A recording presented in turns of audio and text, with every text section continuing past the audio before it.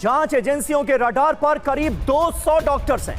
कश्मीरी मूल के ज्यादातर डॉक्टर्स बताए जा रहे हैं। 200 डॉक्टर्स जांच एजेंसियों के रडार पर। उसके बाद यह है कि वो जो 4 डॉक्टर पकड़े गए हैं और उसके बाद में उनका जो ताल्लुक है कश्मीर से है, जैश ए मोहम्मद का नाम इस्तेमाल किया जा रहा है, जो पाकिस्तान के साथ उसका डायरेक्ट उसका लिंक है। के घेरे में करीब 200 डॉक्टर हैं। ज्यादातर डॉक्टर कश्मीर मूल के हैं और उत्तर प्रदेश के भी बहुत सारे डॉक्टर इसमें शामिल हैं जिनसे अब पूछताछ की जा रही है। ये अदलिया पर बहुत बड़ा वार है, आईनी जमहूरियत पर बहुत बड़ा वार है, गहरा घाव है। देखें, इतनी बड़ी हजीमत वो इतनी आसानी से बर्दाश्त नहीं करेंगे। देखें, आपने 6 दिन की चले उनके साथ एक जंग लड़ ली, 6 तैयारे गिरा ली है, मगर उसके बाद वो शाहीन के खातों से 1.5 करोड़ से ज्यादा का लेन देन 3 बार पाकिस्तान भी जा चुकी है शाहीन। इतनी बड़ी आतंकी साजिश पाकिस्तान के बिना किसी सपोर्ट या इशारे के मुमकिन ही नहीं। इस मर्तबा दिफा के साथ जो अटैक करेगा वो अटैक दुश्मन की अटैक कैपेबिलिटीज, दुश्मन के हमला करने की सलाहियत को। डॉक्टर शाहीन की कुंडली खंगालने पर जांच एजेंसियों को पाकिस्तान का कनेक्शन मिलने की भी बात सामने आ रही है। यह खुलासा हुआ है कि शाहीन 3 बार पाकिस्तान जा चुकी है। लेकर पाकिस्तान में काफी ज्यादा खलबली है और कहा यह भी जा रहा है कि ये ना हो कि कहीं वो जो दिल्ली में अटैक हुआ था उसको लेकर कहीं भारत जो है वो इस वक्त तो खामोश है, उनकी गवर्नमेंट बिल्कुल कोई बात नहीं कर रही है, लेकिन ऐसा ना हो कि किसी वक्त फिर पाकिस्तान पर अटैक हो जाए। तो इसी बात को लेकर बार बार पाकिस्तान की मिलिट्री स्टैब्लिशमेंट और पाकिस्तान की गवर्नमेंट जो है वो पब्लिक को ये बताती चली जा रही है कि जी भारत दोबारा अटैक कर सकता है। एग्जाम्पल FIRs हो गई हैं अल-फला यूनिवर्सिटीज के ऊपर, ठीक है जी, वहां पे फ्रेश क्राइम आ गए हैं, मल्टी एजेंसी प्रोब हो रही है जी।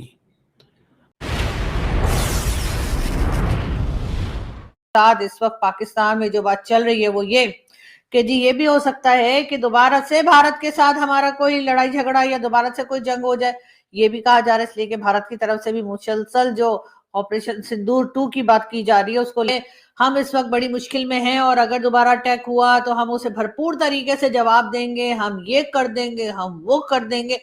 और जी भारत अटैक करने वाला है, भारत से बहुत खतरा है और इसी तरह की चीजें जो हैं वो हमारे यहाँ बातें की जा रही हैं।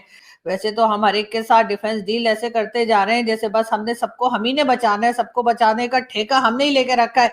कभी सऊदी अरेबिया के साथ हम डिफेंस डील कर रहे हैं तो कभी जॉर्डन के साथ कर रहे हैं, कभी हम बांग्लादेश को बता रहे हैं कि जी आप घबराना मत, हम इधर है, आपने बस घबराना नहीं है।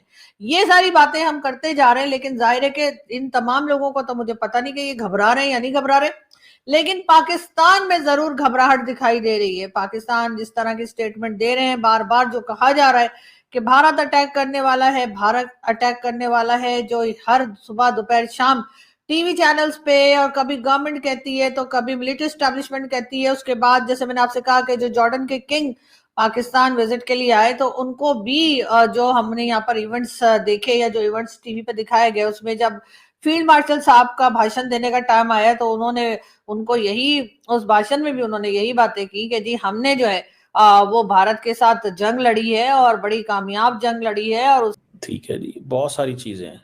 देखिए, इंडिया के पास फुल पावर है, रिसोर्सेज हैं, गवर्नमेंट है।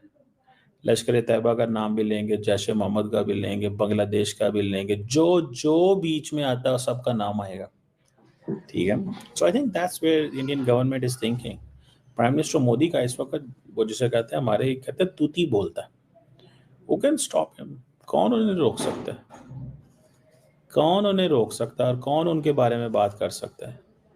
अब तो ये तो वक्त ही बताएगा कि किस तरह की चीज़ जो है वो एस्टैब्लिश होती है और क्या चीज़ एस्टैब्लिश होती है, कि इसमें ये ढाका कितना इन्वॉल्व है और पाकिस्तान कितना इन्वॉल्व है और तुर्की कितना इन्वॉल्व है, ठीक है जी। इन सारे में से पता चल जाएगा ना कौन कितना इन्वॉल्व है और क्या इसमें से कोई चीज़ निकलती है, किस तरह की चीज़ निकलती है, क्या होगा, कैसे होगा। मैं आपको बड़ी गारंटी से ये कह सकता हूँ कि इंडिया के अंदर इस वक्त they are working a lot 24/7 कि हमें ज़रा इस पूरे का पूरा ये इसको ट्रांसनेशनल कनेक्शन जो है ना वो और तरीके से बनाओ। पहले तो ये था ना जी, वो आए उन्होंने करवाया, उनके लिंक हैं, वो लिंक इस्टेब्लिश करना थोड़ा सा चैलेंज बन जाता है, ठीक है ना जी। वो कनेक्शन चैलेंज बन जाता है ना, इतना आसान तो नहीं होता वो करना। तो लेकिन ये ठीक है जी, अंदर नहीं किया लेकिन बाहर राब्ते थे वर्चुअल,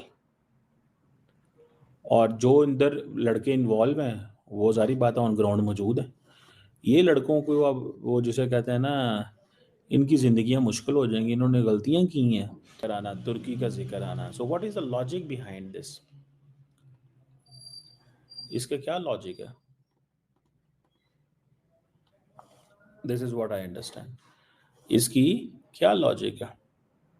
जैसे नमस्ते दोस्तों, जय हिंद। टाइम्स फॉर स्पेशल में आपका स्वागत है। जैसा कि आप सब वीडियो क्लिप में देख ही चुके हैं, दिल्ली हमले के बाद भारत की खुफिया एजेंसी हाई अलर्ट पर है, जिसके चलते कई ऐसे डॉक्टर आतंकवादी गिरफ्तार करे जा रहे हैं जो इस हमले में शामिल है। जिसमें एक आतंकवादी गिरफ्तार हुआ था आदिल, उसकी भारतीय खुफिया एजेंसी काफी अच्छे से ठुकाई कर रही है, जिसके चलते आदिल ने कई ऐसे डॉक्टर आतंकवादियों के नाम का खुलासा किया है जो अभी भी लापता है। लेकिन भारत की खुफिया एजेंसी उन सबको पकड़ने में कामयाब रहेगी और उनसे सभी जाँच पड़ताल करेगी। इसके अलावा एक आतंकी उमर था, उसका घर खुफिया एजेंसी ने उड़ा दिया है। जैसे ये खबर पाकिस्तान में पहुंची, वैसे ही पाकिस्तान ने एक नैरेटिव सेट करना शुरू कर दिया, कैसे भारत में मुसलमानों के साथ बदसलूकी होती है। यहाँ पर पाकिस्तानी मीडिया पोर्ट्रे करना चाह रही है कि जितने भी 200 प्लस आतंकवादी हैं वे सभी जम्मू कश्मीर से हैं, जिन्हें पाकिस्तानी मीडिया मासूम डॉक्टर बता रही है। उन सभी डॉक्टरों को पाकिस्तानी मीडिया मासूम डॉक्टर बताने में लगी हुई है, जबकि ये सभी डॉक्टर आतंकवादी इतने बड़े हमले को अंजाम देना चाहते थे। आने वाले 6 दिसंबर को कम से कम भारत में 6 जगह हमला करने की तैयारी में थे, लेकिन हमारी खुफिया एजेंसी ने इस हमले को पहले ही नाकाम कर दिया। तो दोस्तों, आपको ये वीडियो कैसी लगी कमेंट बॉक्स में अपनी कीमती राय जरूर देना, और साथ ही आप चैनल पर नए हैं